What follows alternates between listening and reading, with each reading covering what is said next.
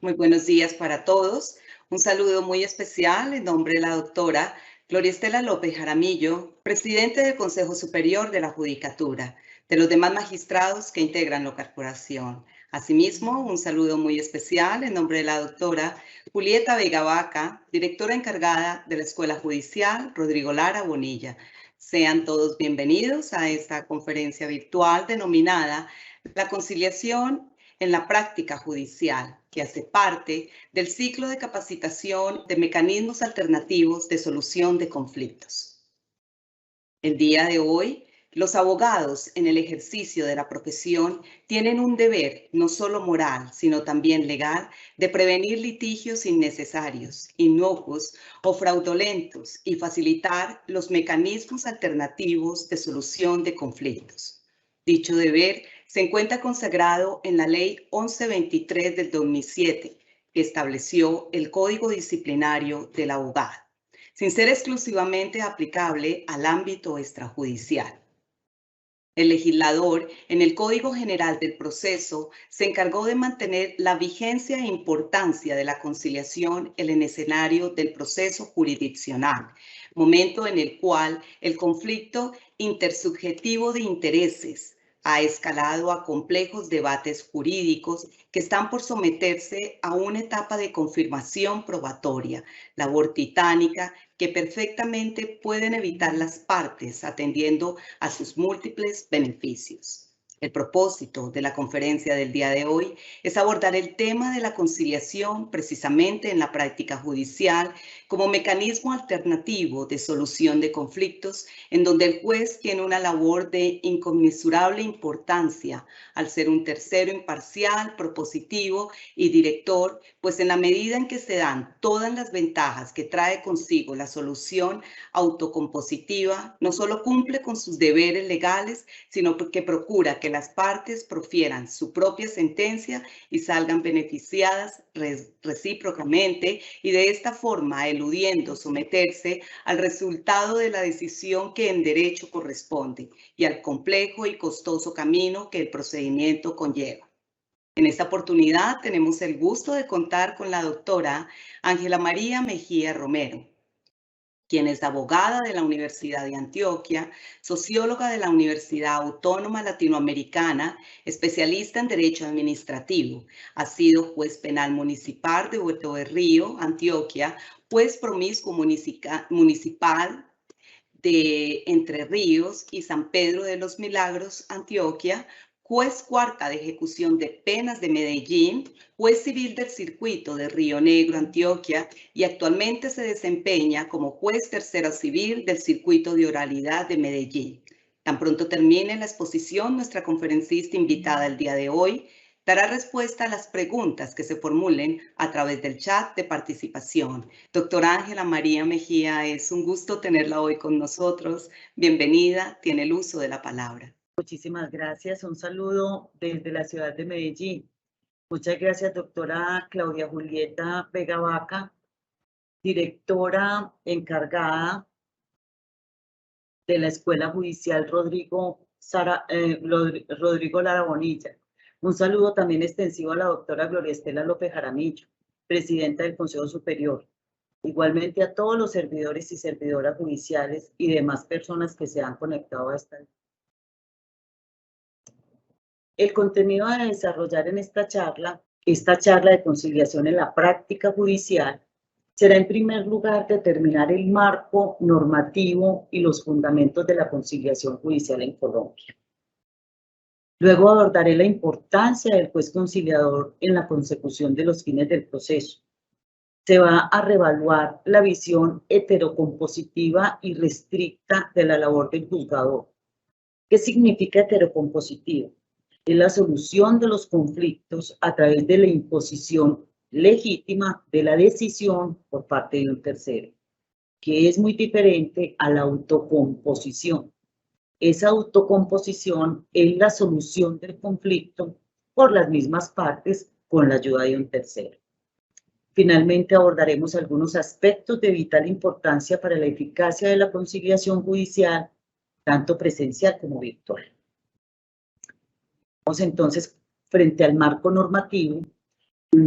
en recordar que el artículo 1 de la Constitución Política pregona que Colombia es un Estado social de derecho.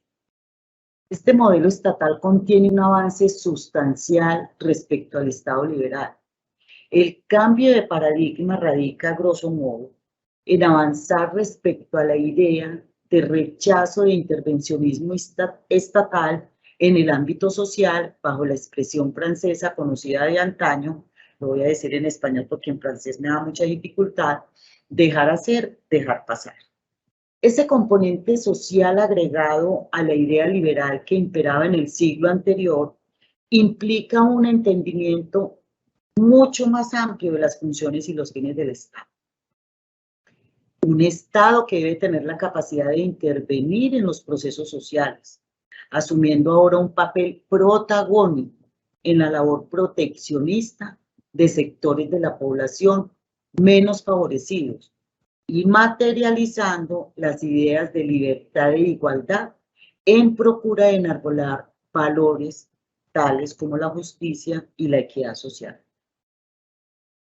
Componente social de indiscutible importancia en nuestro ordenamiento jurídico, que impregna necesariamente la actividad monopólica jurisdiccional del Estado, pues el Estado debe cumplir los fines contemplados en la Carta Política, específicamente en el artículo 2, entre otros, con la convivencia pacífica y la vigencia del orden justo. Desde allí el constituyente está poniendo como hoja de ruta que la labor del juzgamiento no se agota en la simple idea de resolver pretensiones procesales. La Constitución misma le da un sentido más omnicomprensivo. Debemos entender que nuestro deber como juzgadores, representantes del Estado, va más allá del saber jurídico y de la aplicación de normas.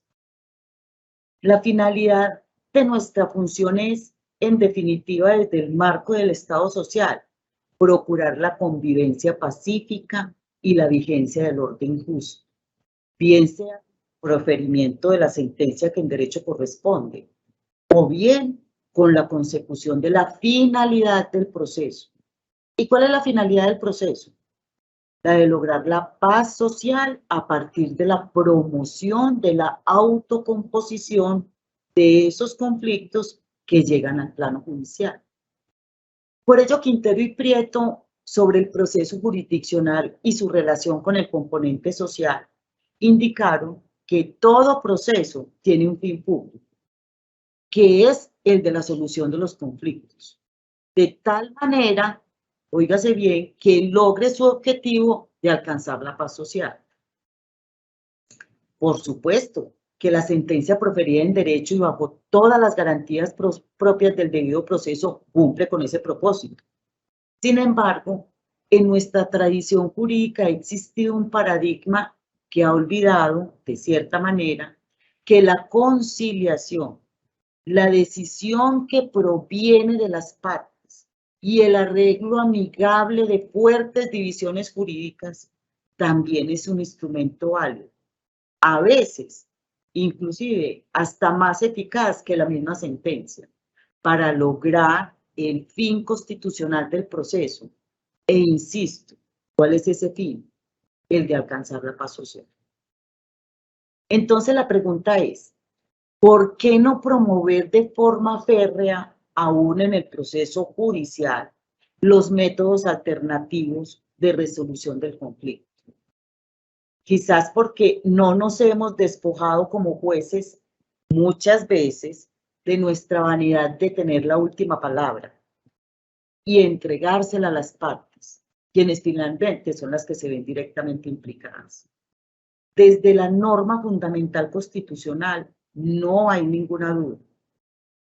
Si la finalidad es lograr la paz social con el proceso, tenemos entonces una deuda histórica, los jueces, en reconocer que nuestra labor en el acercamiento de las partes, en lo que al ámbito judicial concierne, debe ser mucho más proactiva. Todos los abogados, desde litigantes, asesores, hasta jueces y magistrados, tenemos un deber legal de prevenir litigios innecesarios, como dijimos al comienzo, inocuos y en muchas oportunidades fraudulentos, y facilitar los mecanismos de solución alternativa de conflictos. ¿Dónde está consignado ese deber? Está consignado en el artículo 28, numeral 13 de la Ley 1127 de 2007, el Código Disciplinario del Abogado. El escenario jurisdiccional no es ajeno a ese importante deber. Es que existe la errónea idea de dar protagonismo a los mecanismos alternativos de solución de conflictos únicamente en el plano extrajudicial.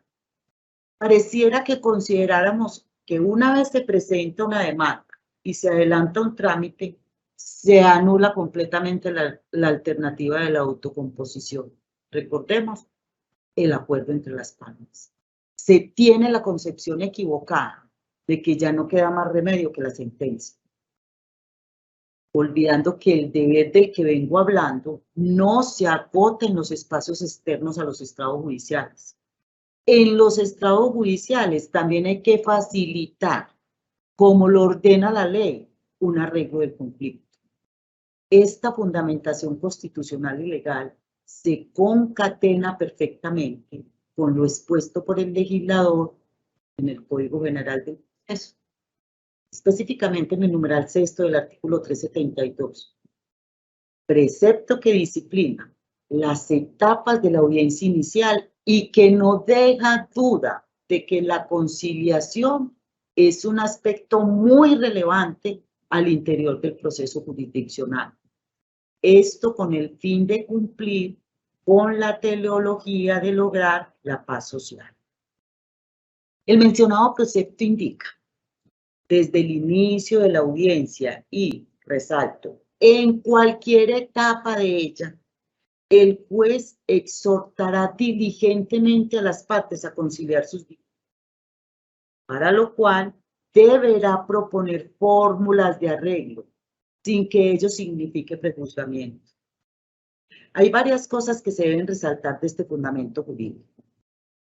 Tan importante es la conciliación en el marco del proceso, que el legislador le asignó un espacio específico e ineludible, salvo pues los asuntos que no son conciliables, para que las partes en autocomposición, con ayuda del juez, arreglen sus diferencias. La importancia de la conciliación se manifiesta no solo en haber obtenido un espacio en la audiencia inicial. El legislador fue más allá y se encargó de dejar claro que la conciliación puede tener espacio en cualquiera de las etapas de la audiencia, lo que coincide con lo que yo señalaba con anterioridad, les señalaba con anterioridad. Cuando las mismas partes logran resolver su conflicto y salen victoriosas, se contribuye de manera mucho más efectiva a la paz social que cuando un tercero impone la decisión, pues en ese escenario sabemos que alguna de las partes saldrá derrotada. Para la ley, y así lo demuestra el numeral 6 del artículo 372 citado, es importante que el juez tome iniciativa en ese propósito conciliatorio. No solo le pide que exhorte o acerque a las partes, le da la calidad de verdadero mediador al imponerle el deber de proponer fórmulas de arreglo. Por eso se requiere un juez proactivo, un juez diligente, que no asuma la posición de convidado de piedra, que simplemente pase esa oportunidad de la audiencia cumpliendo el requisito para finalizar esa etapa diciendo, lo he visto en muchas audiencias, se declara fallida la conciliación, continuemos con la etapa de interrogatorio a las partes. Definitivamente, ese no es el juez que exige un Estado social de derecho. La importancia del juez conciliador en la consecución de los fines del proceso. Vamos a reevaluar esa visión heterocompositiva y restricta de la labor del juez. Ya les dije que heterocompositiva es cuando las partes solucionan el conflicto, pero por la imposición legal de la decisión de un tercero. Como venía diciéndoles, el legislador en el Código del Proceso se encargó de mantener la vigencia e importancia de la conciliación en el escenario del proceso. Debemos entender que en ese momento el conflicto intersubjetivo de intereses ya escaló complejos debates jurídicos que están a punto de someterse a una etapa de confirmación probatoria, labor que es titánica y que debe decirse a las partes se puede evitar atendiendo a los múltiples beneficios de la conciliación. Por eso el juez tiene una labor de inconmensurable importancia al ser un tercero imparcial. El juez debe ser propositivo, debe ser director, pues en la medida en que devela a las partes enfrentadas todas las ventajas que trae consigo la solución autocompositiva entre ellos con la guía de un tercero, no solo está cumpliendo con sus deberes legales, sino que procura que las partes profieran su propia sentencia y salgan beneficiadas en reciprocidad. Las partes deben saber que eluden con la conciliación someterse al resultado azaroso de la decisión que en derecho corresponde y al complejo y costoso camino que el procedimiento conlleva. Así debe ilustrar el juez a las partes, indicándoles que con la conciliación exitosa la sentencia emana de ellos mismos y no tienen que sufrir la imposición de una decisión que definitivamente, para la parte que fracasa, ya sea en sus pretensiones o en sus excepciones, jamás va a ser justa. La parte que pierde nunca encuentra una sentencia justa. Los cambios que se han presentado desde el Código Judicial, pasando por el Código de Procedimiento Civil y la Ley 1395/2010, hasta llegar al vigente Código General del Proceso, nos han impuesto reflexionar de forma profunda a los funcionarios jurisdiccionales respecto a qué rol ha querido el legislador otorgarnos. Recuerdo cuando el procedimiento civil era completamente escritural y cómo la posibilidad de que las partes conciliaran sus controversias era un poco más restringida y no tenían el protagonismo que tienen ahora.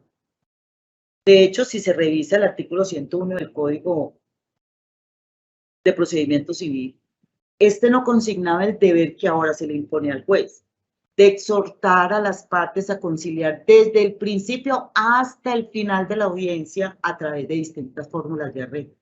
No es que se acabe la etapa de conciliación y continuamos a la carrera a ver si ya terminamos el proceso. Esto implica una lógica distinta de nuestra labor jurisdiccional, acción más amplia y un entendimiento más acorde con la teleología del cumplimiento de los fines del proceso. Por supuesto, y aclaro, que con esta apreciación no pretendo desestimar que la jurisdicción principalmente está diseñada para resolver pretensión procesal a través de la norma jurisdiccional con la sentencia. Lo que quiero aquí resaltar con esta reflexión es que nuestro compromiso con esta sociedad va más allá de proferir sentencias. El juez del siglo XXI, con las novedosas visiones del proceso jurisdiccional social que provienen del derecho procesal contemporáneo, está llamado a comprometerse con una comunidad que es sumamente conflictiva y aportar, con todas las herramientas que tenga a su alcance, que las escandalosas estadísticas litigiosas que caracterizan a este país se disminuyan cada vez más y sean superadas de la forma más ágil, oportuna y amigable posible. No podemos olvidar que en estos escenarios jurisdiccionales las partes no solamente están enfrentadas desde visiones jurídicas, sino también desde ámbitos emocionales y hasta familiares, que el juez puede ayudar a manejar para contribuir al arreglo de esas diferencias que los llevaron a un litigio. Cuando los jueces reflexionamos sobre el sentido profundo de nuestra labor, no deberíamos estar pensando en el proferimiento de sentencias y resolución de pretensiones procesales. Esa es apenas una de las formas de cumplir con los fines del proceso jurisdiccional, la más común, por cierto, pero esa no es la única. El sentido profundo de nuestro quehacer es contribuir a la paz social, al restablecimiento de una relación derruida por una diferencia en el ámbito jurídico. Por supuesto que el juez no es un profesional de la psicología y mucho menos se puede pretender que solucione aspectos emocionales de los conflictos que llegan al despacho. Sin embargo, en la práctica judicial vemos familias enteras enfrentadas alrededor de controversias patrimoniales. También vemos víctimas que han perdido a sus seres queridos a causa de la producción de un hecho. Situaciones en las que el problema central del proceso muchas veces no es jurídico, porque su relación realmente se basa de forma más exacta en el plano emocional. Cuando el juez puede identificar esas situaciones, desarrugando su inquebrantable corazón de legalista que le pide a gritos dictar una sentencia maravillosa y brillante que tiene en mente, y ese juez es capaz de ponerse en el lugar de las partes, comprender sus intereses y acercarlas a través de propuestas conciliatorias, termina por lograr la tan anhelada paz social que pregona nuestra Carta Política. Más que con el proferimiento de esa majestuosa y bien estudiada providencia que tenía en mente, en la que definitivamente uno de los litigantes tendrá que salir perjudicado. El juez, al lograr la amigable composición, da aplicación efectiva a los fines del proceso, sin necesidad de imponer decisiones en derecho y haciendo uso de las herramientas legales. Si el juez es capaz de desprenderse de vanidad y entender que el protagonismo no está en la sentencia, sino en la resolución de ese litigio, que ese litigio sea resuelto por los enfrentados en ese proceso, vislumbrará que su labor no solo comprende la heterocomposición de los litigios, es decir, que las partes hablen y el juez imponga la decisión, sino también de forma muy apropiada, la autocomposición indirecta, las partes mismas conciliando con la ayuda de ese tercero imparcial, en que las partes son jueces entonces de su propio destino.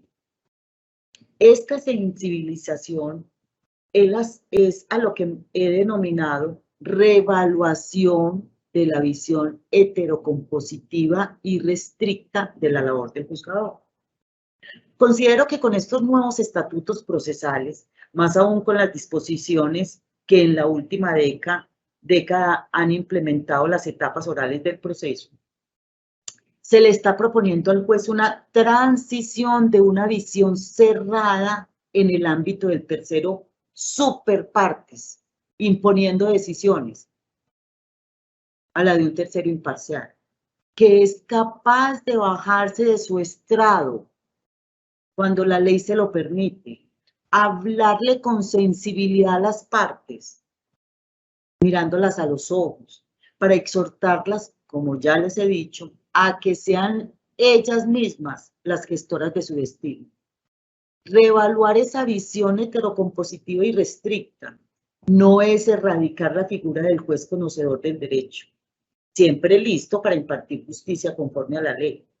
Lo que propongo con esta charla es complementar esa labor original, jurisdiccional, y restringirla a los casos en que sea estrictamente necesaria. Pues en la medida en que reconocemos la importancia para la paz social y la convivencia pacífica de las resoluciones autocompositivas, como funcionarios lucharemos hasta el final para lograrlas, siendo entonces la sentencia un último recurso para dar por terminado el conflicto con carácter de cosa juzgada, cuando las partes, luego de un intenso trabajo de acercamiento, no lograron llegar lamentablemente a algún acuerdo. Veamos ahora los aspectos de vital importancia para la eficacia de la conciliación judicial, tanto presencial como virtual.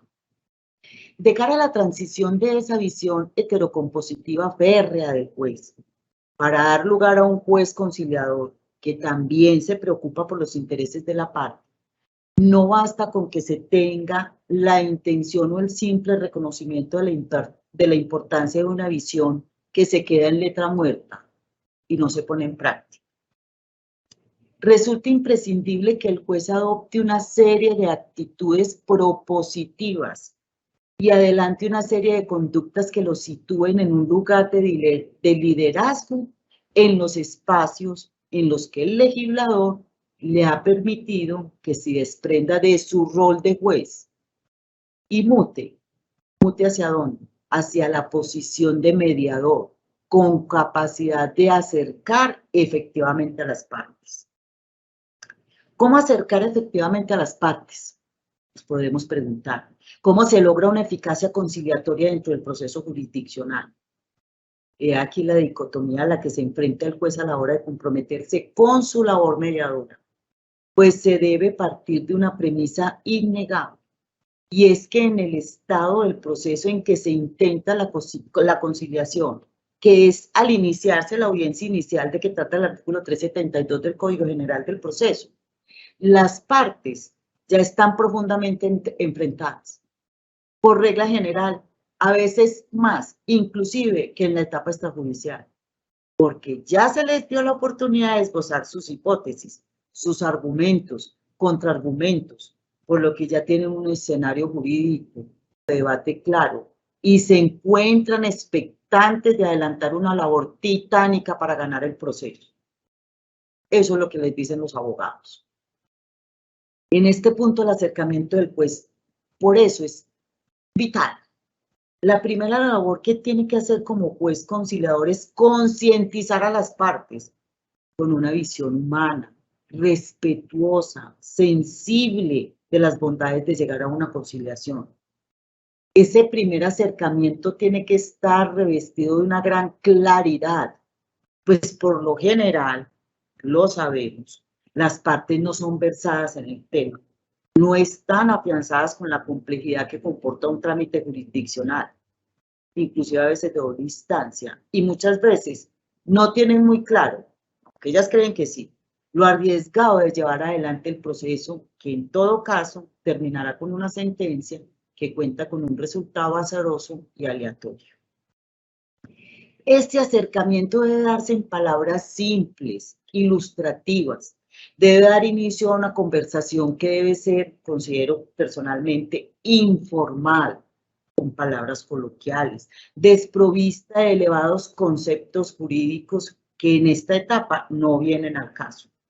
En esa conversación, en mi caso, procuro cuando estoy en la presencialidad bajarme del estrado para hablarle de forma cercana a las partes.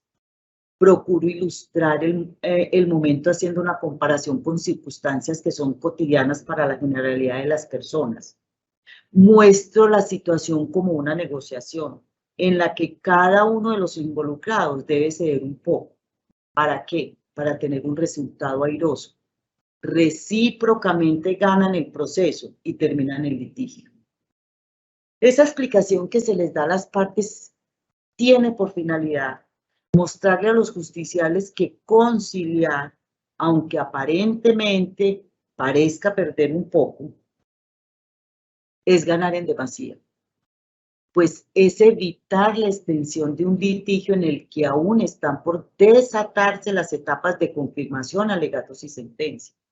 Y hasta una segunda instancia lo dije, lo que no solo implica reducción de gastos del proceso para las partes, sino evitar la prolongación innecesaria de la zozobra y la carga emocional que comporta someterse a los estados jurisdiccionales y a la decisión impuesta por un tercero, que es ajeno definitivamente a esa relación sustancial.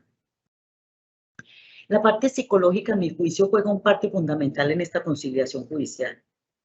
Y me refiero pues psicológica en la medida en que el juez no es un simple convidado de piedra o una hermética máquina que aplica normas, sino un ser humano que, aunque atado al imperio de la ley, es capaz de tener la sensibilidad para comprender las posiciones que sustentan los intereses de las partes y puede perfectamente mostrar humanismo. Es que mostrar humanismo no es despojarnos de nuestra condición de juez para mesurar el dolor, el enojo, las angustias que pueden haber detrás de las pretensiones y excepciones, y así mostrarle a las partes que se puede conciliar. Un ejemplo del anterior tiene que ver con los procesos en que están involucradas víctimas por el fallecimiento de familiares en primer grado de consanguinidad o por razones personales que le han cambiado completamente la vida a la persona. En esos casos, el juez debe tener la capacidad de asumir el liderazgo de la negociación con un tacto y sensibilidad que permita sentir a las víctimas que su dolor no está siendo solo objeto de valoración económica, sino que ese dolor es relevante, que la muerte de ese padre o de esa madre importan y también nos duele como seres humanos que somos. El reconocimiento y la empatía que tiene el juez en ese momento desarma generalmente a aquellos litigantes que llegan con posiciones restrictivas y herméticas y abre paso a un diálogo permeado de absoluto respeto. Es importante, por ejemplo, en los casos de indemnizaciones de perjuicios por lesiones o fallecimientos, dejar muy claro que las propuestas se deben hacer en el marco del respeto y poniéndose en el lugar de la contraparte negociante. En el trámite de esa negociación es importante también que las partes escuchen al juez directamente, hacer propuestas para lograr ese cometido de conciliar y evitar más desgastes innecesarios. No es reconocer que la contraparte tiene la razón, en eso debemos ser muy claros. En ese momento es de vital importancia que el juez exponga con absoluta claridad, con palabras sencillas, que lo expuesto en ese escenario de la conciliación no va a ser utilizado en la sentencia, y mucho menos implicará una confesión con relevancia probatoria para el caso. El juez debe ser tan preciso en su exhortación para la conciliación, que las partes se sientan libres, tranquilas de expresar lo que sienten, de exponer sus deseos, sus inquietudes, su dolor. Muchos jueces impiden que las partes manifiesten su dolor en esa etapa. Las partes deben manifestar sus propósitos para que de esa manera la conversación tenga la fluidez que se requiere para zanjar la controversia, que esa persona se desahogue, que esa persona manifieste lo que está sintiendo. El juez debe ser insistente y comprometido en esa etapa. Muchas veces se pierde la oportunidad de que un litigio termine exitosamente con un buen arreglo que beneficie a todos los involucrados, porque las partes no fueron lo suficientemente ilustradas para comprender en qué consistía el método de arreglo. En esta etapa suelo develar beneficios como el que se reporta desde lo económico, porque todos sabemos que los abogados comúnmente cobran sus honorarios por etapas procesales.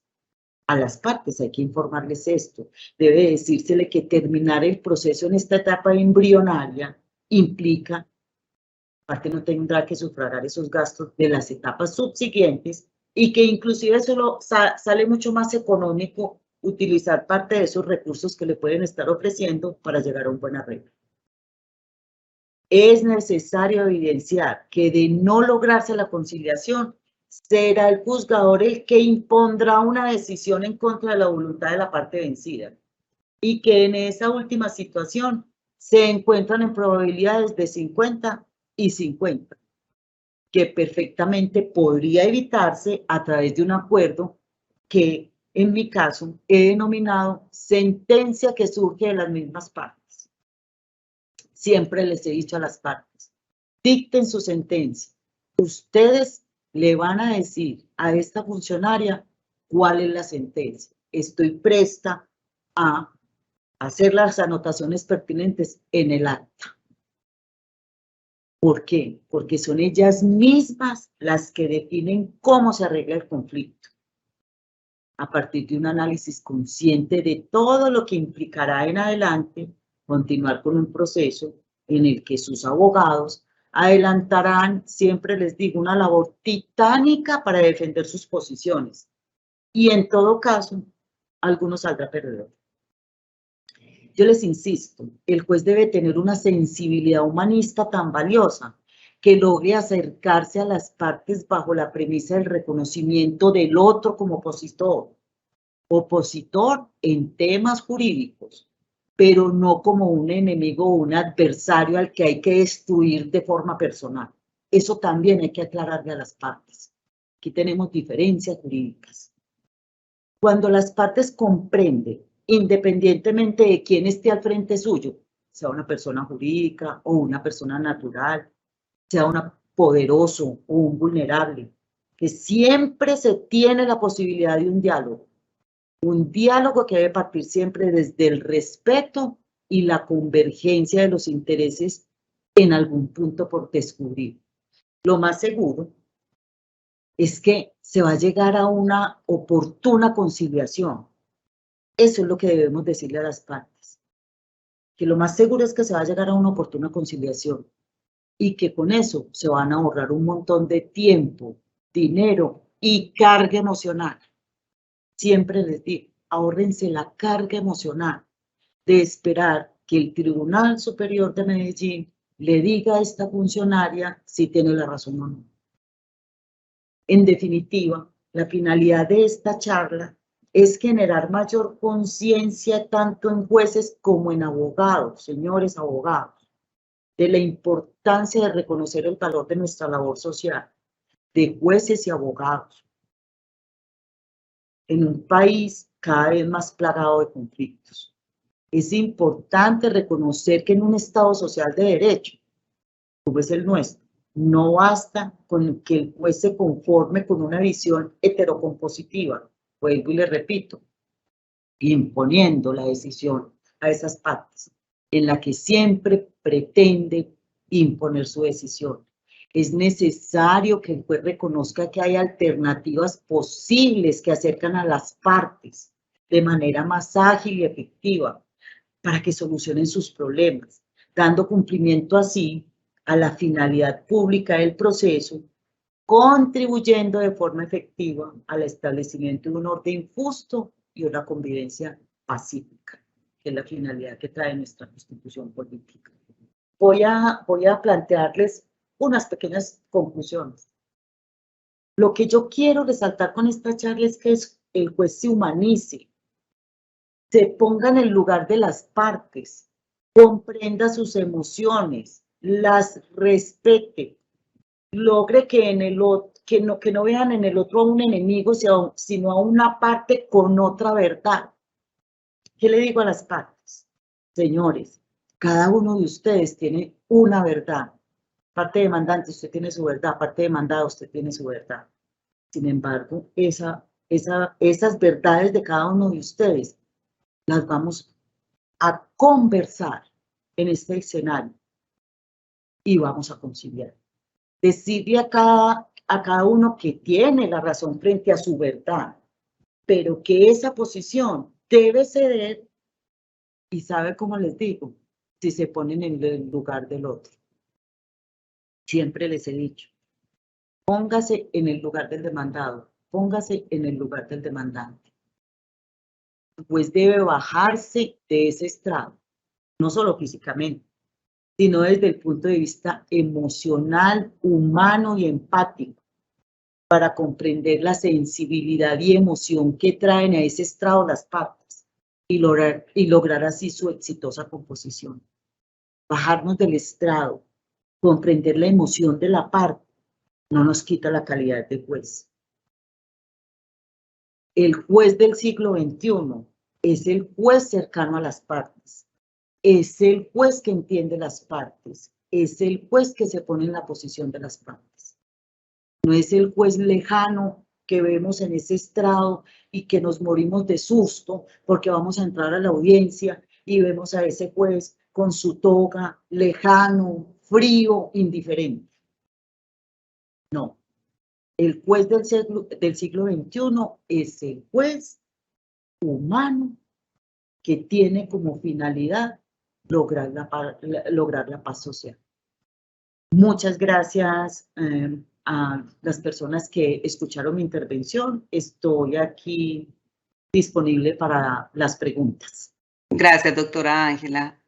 Vamos al fragmento de preguntas, las que tenemos aquí más relevantes en el chat, doctora. Primera, ¿cómo lograr la cercanía y al mismo tiempo sensibilización de partes y abogados respecto a los beneficios de la conciliación judicial, a pesar de los obstáculos propios de la virtualidad que ha establecido el decreto 806? Muchas gracias. En este proceso de sensibilizar y acercar a las partes, es muy importante que el juez devele su humanidad como concluido. Cuando se habla de cercanía, necesariamente debe hablarse de empatía y reconocimiento de la situación del otro. El juez en este propósito debe mostrar que es capaz de sentir por el otro y que más allá de conocimientos jurídicos, tiene la virtud de comprender realidades e intereses diversos de los justiciados. Ese propósito en la presencialidad era más fácil. Bastaba bajarse del estrado como lo hacía, hablar mirando a los ojos y hacer sentir a las partes esa cercanía de que tanto les hablé, con gestos de verdadera humanización, comprendiendo esa situación de las partes que, como les dije, están asustadas en un escenario que es novedoso para ellas. Ahora, con la virtualidad, la situación cambia un poco. El reto de la pantalla y el encuentro remoto exige que los jueces tengan una claridad más elaborada y hagan una expresión más simple. Ya debemos preocuparnos también por preguntar constantemente si nos están escuchando, si los intervinientes tienen buena conexión y si efectivamente están recibiendo el mensaje. Nunca será igual una pantalla al contacto directo, pero el juez en este momento sí puede exigir que las partes enciendan sus cámaras para establecer una comunicación no verbal que también contribuya a elaborar un mensaje claro y además muy sensible que cumpla el mismo cometido de la presencialidad. El encuentro virtual es un poco más complejo, pero en la práctica de estos meses de vigencia del decreto 806 de 2020, hemos logrado importantes conciliaciones utilizando el método cimentado en la preocupación por las partes, en hacerlas sentir cercanas a pesar de la distancia y de esa pantalla. Si resulta necesario utilizar otras herramientas tecnológicas, como lo he hecho, la llamada directa vía telefónica, abrir una sala paralela en el aplicativo Teams. Mejor dicho, el juez no debe escatimar en esos recursos. No puede olvidarse que la finalidad siempre es acercar a las partes de forma empática y lograr que éstas resuelvan su conflicto sin necesidad de imposiciones. Siempre que no se pierda de vista ese propósito, la virtualidad puede que sea compleja, pero no es restrictiva para tal fin. Siguiente pregunta, doctora Ángela. ¿Qué tan permisivo debería ser el juez respecto a las intervenciones de los abogados de cara a plantear alternativas para lograr la conciliación? Bueno, doctora, en la práctica esta funcionaria siempre requiere a los apoderados y les dice: señores apoderados, ustedes no deben intervenir en esta diligencia, pueden asesorar a su parte. Bienvenida a las intervenciones siempre y cuando sean para buscar fórmulas de arreglo. No vamos a discutir asuntos jurídicos, porque este no es el escenario para discutir asuntos jurídicos. No vamos a discutir quién tiene la prueba o quién no la tiene. Los abogados acostumbran, de acuerdo al escenario jurídico que tienen en el proceso, porque recordemos que ya tenemos demanda, contestación de la demanda y prueba documental, además de pericial, de entrar muchas veces ganadores al proceso. Siempre les he requerido: no, señores abogados, ustedes no me van a dictar la sentencia la va a dictar las partes. Son las partes desde sus emociones, desde su dolor, desde su comprensión y reconocimiento del otro, el que va a dictar la sentencia. No son los abogados que se ponen en el escenario de ganadores de acuerdo a lo que tengan en el expediente en ese momento. Entonces, considero que el juez sí debe ser algo estricto frente a la intervención de los apoderados, sobre todo en asuntos jurídicos, porque ellos se vienen con los asuntos jurídicos a entorpecer las conciliaciones. Doctora, ¿cuáles serían las estrategias que se consideran efectivas para lograr la labor a lo que nos ha explicado en esta conferencia heterocompositiva del juez hacia una postura que le dé relevancia al espacio de autocomposición judicial? Muy bien, mire, doctora, en la práctica vemos a muchos de mis compañeritos imponiendo la conciliación. Entonces el juez llega al punto de decir, ¿van a conciliar o no van a conciliar? No, doctor, pues que comienzan a hablar son los abogados, las partes no conversan. Bueno, yo les propongo esta fórmula. No aceptan esa fórmula, entonces cerramos la etapa de conciliación. No es el juez imponiendo su decisión. Muchas veces es el juez en esa etapa conciliatoria donde le dice a las partes cómo es que deben conciliar. El juez debe pasar de ese concepto al concepto de autocomposición con ayuda de un tercero. Con todo lo que les acabé de decir, señor juez, bájese del estrado. No solamente intelectual, mental, emocional, bájese del estrado, póngase en el nivel de la parte. No esté allá inalcanzable, frío, indiferente. Bájese de ese estrado y hágale entender a las partes de que no va a ser su decisión, que ahí es la decisión de ellos. Ellos van a dictar su sentencia, que no es la decisión de los abogados diciéndoles no concilie porque tenemos prueba de esto y de esto, no concilie, no. Es la sentencia desde su nivel. Muchas veces le digo a las partes, les digo, y me bajo, y cuando estaba en la presencialidad me bajaba del estrado, cogía una silla, me acercaba a los dos escritorios donde ponen al uno aquí y al otro acá, y me sentaba ahí y les decía que nos sentáramos a conversar como si estuviéramos en la cafetería compartiendo un café. A la parte le decía, mire, muchas veces llegan a la audiencia dándose la espalda, sin mirarse, le digo, mire a esta parte. Con esta parte usted va a hacer una negociación, con mucho respeto cuando se trata de indemnización de perjuicios por fallecimiento, pero le digo a la parte, no es que la vida de la mamá, del papá o sus lesiones valgan estas propuestas que se van a hacer aquí. Eso no tiene forma de tasarse, ni 5.000, ni 10.000, ni 20.000 millones de pesos quitan el dolor, ni menguan el dolor por el fallecimiento de un papá, de una mamá o por una lesión que nos dejó de por vida discapacitados. Pero como presentan el proceso, les digo yo, y es solicitando una indemnización, entonces vamos a hablar aquí de factores económicos. Señores apoderados, ustedes no me van a hablar aquí de la cuestión judicial, ni jurídica, ni jurisprudencial. Es aquí las partes las que van a conversar. Cuando estamos en la virtualidad, hago llamada telefónica. Digo que pongan en altavoz. La parte generalmente está reunida en grupito. Pongan en altavoz. Les hablo, hable usted. Dejar que la persona, como se dice, se desahogue. Vea a un juez cercano, así sea por medio de esta pantalla. Un juez que está entendiendo su dolor y su emoción.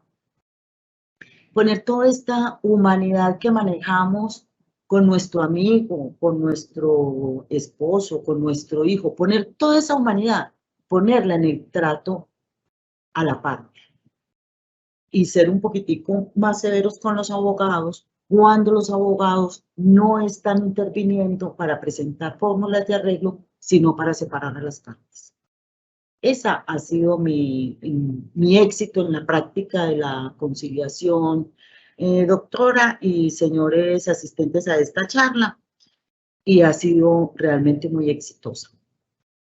Muchas gracias. Doctora, ¿qué mensaje daría a todos los jueces y los servidores judiciales que nos están escuchando en este momento de esas buenas prácticas que ha hecho y referente a este tema?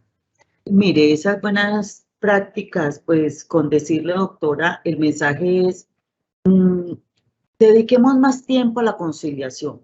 Muchas veces llegamos, decimos, ya ustedes ya conversaron, no conciliaron, bueno, entonces sigamos con esta etapa. No, dediquémosle tiempo a esa conciliación. Es que ver el juez humano, ver el juez igual a la parte que está ya sentada esperando a que ese juez le decida algo, no es perder la condición de fallador en derecho. Es que tenemos a veces esa concepción de que las partes nos deben respeto, pero frente al temor. Qué tan bueno que las partes más bien nos deban respeto, pero frente al conocimiento y la humanidad. ¿No es mejor que las partes respeten a ese juez que ven allá y en el que pusieron en sus manos su litigio? ¿No es mejor deberle respeto a ese juez, tenerle respeto a ese juez al que le pusimos nuestro litigio en sus manos por su conocimiento y su humanidad, y no frente al miedo? No frente al juez regañón, gritón, acosado, con prisa, indiferente. A veces vemos jueces indiferentes frente al proceso, no miran a la parte cuando se está expresando, no miran al abogado cuando se está expresando, no hay contacto visual con las partes, no hay contacto visual con los abogados. Es entender que esas personas que están al frente de nuestro estrado pusieron en nuestras manos algo muy importante en sus vidas, tan importante que lo llevaron a un estrado judicial. Es que es plata, no. Todo proceso judicial, así sea de 5 centavos, genera carga emocional. Todo proceso judicial genera en la parte que no duerme. Todo proceso judicial genera que la parte esté consecutivamente hablando de eso, pensando si va a ganar o si va a perder. Así le digo a la parte. Todo proceso judicial en la parte genera que esté pendiente donde cuando se practicó una prueba, que dijo ese testigo, se equivocó, no dijo cómo era. Eso es hacerle entender a la parte que con la autocomposición, con la conciliación, se puede evitar todo esto que acabo de mencionar aquí. En la práctica, en eso, y he conversado con las partes así, de manera coloquial, con palabras sencillas, los relajo con algún comentario que los relaje, que los haga sonreír, que entren en diálogo con la contraparte. Vea, señor demandante, mire la contraparte lo que está diciendo, esto, en el diálogo, entro primero en un diálogo que genere confianza. No es empezar a decir cuál es su propuesta, cuál es la contrapropuesta, no. Entro primero en un diálogo y ambiento que las partes bajen los ánimos, que las partes bajen el dolor, que las partes bajen la rabia, que se sienten en un ambiente tranquilo, agradable, donde tienen a ese igual de manera igual, a ese juez de manera igual, no a ese juez subido en el estrado esperando a que las partes allá conversen. ¿Ya conversaron? ¿Sí conciliaron? No. Un juez que esté ahí inmiscuido en esas propuestas que ellos tengan, que les haga otras propuestas, que ayude a ese puntico de encuentro donde las partes dicten la sentencia y, como les digo yo a las partes, y salgan ambos ganadores, porque ninguno de los dos perdió, ambos ganaron. Eso sería como todo lo que, doctora, tendría que decir frente a mi experiencia con la conciliación en los estrados judiciales, que inclusive me puedo demorar 3, 4 horas, 5 horas, hacer receso, volver, darle espacio a las partes para que conversen, apague en la virtualidad, apague su cámara y su micrófono y converse con su abogado, conversen entre ustedes, parte demandante. Otra cosa que podemos hacer y que acostumbro mucho, llamar a los apoderados. Utilizo esto, contarle, decirle, doctor, estas son sus desventajas en el proceso. Por favor, no me aconseje mal a la parte. Llamo al otro abogado y le digo, doctor, usted también tiene estas otras desventajas. No lo hago en presencia del uno y del otro porque no me parece adecuado en presencia de los apoderados decirles que usted tiene esta desventaja y usted tiene esta otra. No, eso no me parece adecuado, pero sí lo hago. Telefónicamente le digo, doctor, usted tiene esta desventaja, por favor, hable con su parte. Doctor, usted tiene esta desventaja, hable con su parte. Cuando uno concientiza hacia los abogados, porque ellos llegan pensando que cada uno piensa, cada abogado piensa que se va a ganar el proceso. Cuando uno también ubica hacia los abogados de pronto disminuyen un poquitico el calor y la emoción que llevan para esa diligencia. Entonces, estos son como consejos que les doy, mostrarse como un juez humano, que las partes que están ahí, que entregaron en nuestras manos ese litigio, que les genera carga emocional. Vean que a ese juez que le entregaron eso es un ser humano, es un humano igual a ellos, que piensa, siente igual a ellos, que eso no nos quita nada. Eso es que quitémonos esa vanidad de la toga, de ser allá intocables, fríos, inalcanzables. Cuando nos quitamos esa vanidad, cuando nos despojamos de eso, cuando le hacemos entender a la parte que ese que les está juzgando su litigio es una persona que siente y piensa igual a ellos, las personas se relajan, se tranquilizan y están más dispuestas para conciliar el litigio. Doctora, muchas gracias. Un agradecimiento muy especial a la doctora Ángela María Mejía por su clara y ponderada explicación sobre la importancia de la conciliación como herramienta para que las partes puedan encontrar una solución efectiva a sus controversias por medio de un acuerdo que cumpla con sus expectativas. Además, doctora, por esos consejos prácticos, sus buenas experiencias que trajo aquí en esta conferencia, que ha compartido y que ayudan, como lo ha dicho, a que todos como seres humanos recibamos esos buenos consejos y atendamos esas conciliaciones desde esa parte humana. De verdad que nuestro agradecimiento, doctora Ángela. Muchas gracias a ustedes, doctora. Les agradezco mucho por esta oportunidad y espero que pues estos pequeños tips y consejos les ayude a todos mis compañeros, abogados y las personas que escucharon a ser más empáticos y lo que usted decía, cargarnos de humanidad al momento de tramitar un proceso. Todo el tiempo debemos ser seres humanos. Terminamos los interrogatorios de parte, volvemos, invitamos a las partes a conciliar si no han conciliado. Terminamos la práctica de una prueba, volvemos y abrimos espacio para la conciliación. ¿Qué opina? ¿Qué piensa? Eso está dentro del artículo 372 del Código General del Proceso. No estoy trayendo nada nuevo, doctora. Muchas gracias. Gracias, doctora. Igualmente a los servidores y servidoras judiciales y a todas las personas que actúan en el sector justicia que se conectaron a esta conferencia virtual. Muchísimas gracias. Una feliz tarde para todos.